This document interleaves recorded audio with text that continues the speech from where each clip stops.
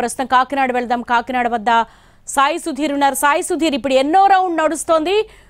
Total గా ఇప్పుడు lead ఏంటి?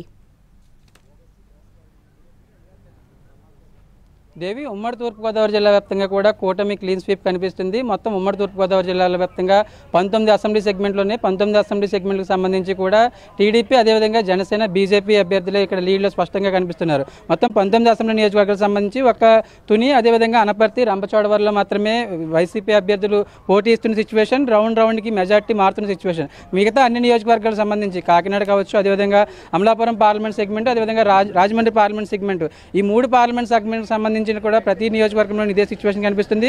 పిఠాపురం రాష్ట్రంలోనే హాట్ సెగ్మెంట్గా మారింది, హాట్ నియోజకవర్గంగా మారింది. ఇక్కడ ప్రస్తుతానికి అయితే 12 రౌండ్లు కంప్లీట్ అయ్యేటప్పటికి జనసేన అధ్యక్షుడు పవన్ కళ్యాణ్ పోటీ చేస్తున్నారు. ఈ నియోజకవర్గం నుంచి దాదాపు 60,000 ఓట్ల మెజార్టీతో ఆయన ఉన్నట్లు కూడా మనకు సమాచారం ఉంటుంది. మరోవైపు పిఠాపురం నియోజకవర్గంలో ఇంకా 6 రౌండ్లు మిగిలి ఉన్నాయి. కాకినాడ సిటీ కావచ్చు, కాకినాడ రూరల్, కాకినాడ సిటీ నుంచి టీడీపీ అభ్యర్థి కొండబాబు, కాకినాడ రూరల్ నుంచి జనసేన అభ్యర్థి పంతం నానాజీ, అదేవిధంగా ప్రతిపాడు నుంచి టీడీపీ అభ్యర్థి వరపుల సత్యప్రభ, తుని నుంచి టీడీపీ అభ్యర్థి యనమల దివ్య, జగ్గంపేట టీడీపీ నుంచి పోటీ చేసిన ఏదైతే జగ్గంపేట, అదేవిధంగా పెద్దాపురం నుంచి కూడా ఈ మొత్తం ఈ కాకినాడ పార్లమెంటు 7 సెగ్మెంట్లకు సంబంధించి కూడా కూటమి అభ్యర్థులే క్లీన్ స్వీప్గా కనిపిస్తున్నారు. ప్రతి అసెంబ్లీ సెగ్మెంట్లో కూడా దాదాపు 10,000 ఓట్లకు మెజార్టీ ఎక్కడ ప్రస్తుతానికి అయితే లీడ్ తగ్గి కనిపించట్లేదు.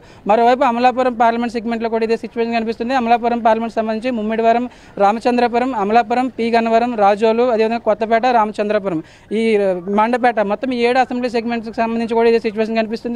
జనసేన ఈ అమలాపురం పార్లమెంట్కి సంబంధించి జనసేన 2 చోట్ల పోటీ చేస్తుంది. ఒకటి పి గన్నవరం, మరొకటి రాజోలు. ఈ 2 నియోజకవర్గాల్లో కూడా జనసేన అభ్యర్థులు లీడ్లో ఉన్న సిచ్యువేషన్. మరోవైపు దీనికి సంబంధించి కూడా మిగతా 5 చోట్ల కూడా టీడీపీ అభ్యర్థులు పోటీ చేస్తారు. ఇక్కడ కూడా టీడీపీ అభ్యర్థులు లీడ్ కనిపిస్తుంది.